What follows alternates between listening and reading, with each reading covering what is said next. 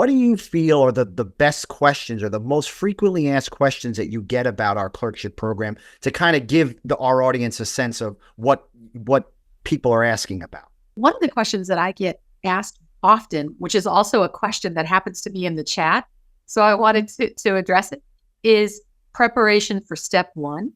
So, and that happens at the end of the third year. So people often ask, what does your school do? How do you prepare students?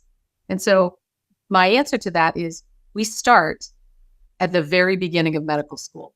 So Jonathan's shaking his head. Yes, he is. So the National Board of Medical Examiners, or the NBME, is the group that writes step one questions. They write the step one exam and the step two exam and the step three exam. A few schools, actually, I don't know of many other schools, international schools, we have permission from the National Board of Medical Examiners to use their comprehensive assessment data set.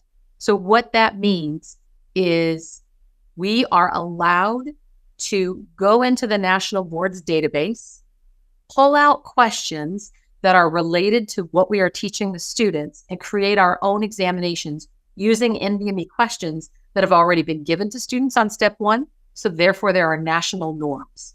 So our students in each of the first 4 semesters on campus take 4 of those NBME exams. So there's 3 summies and a final exam. So after 15 weeks, you've taken 4 NBME exams, which all prepare you for step one. Remember, they were all step one questions. After the second trimester, you've taken another 4. After the third, another 4. So by the time you get to the 4th semester, you've taken 16 examinations that are all step one using step one questions.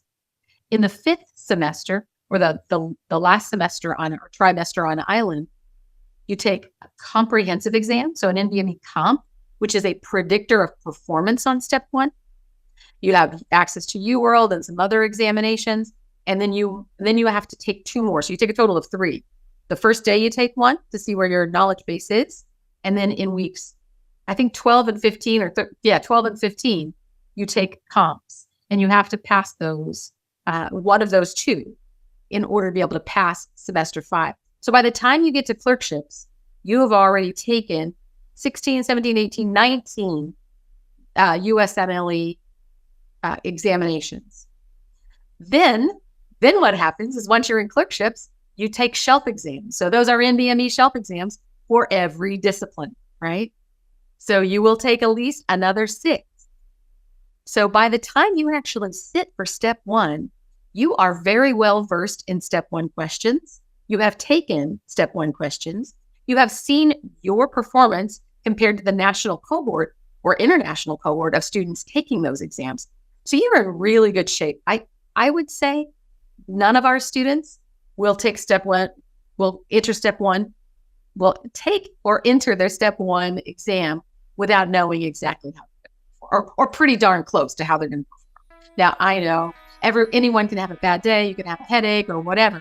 And I would say don't take the exam that day and just get a delay. But we know how our students are performing, and they are very well prepared for that exam.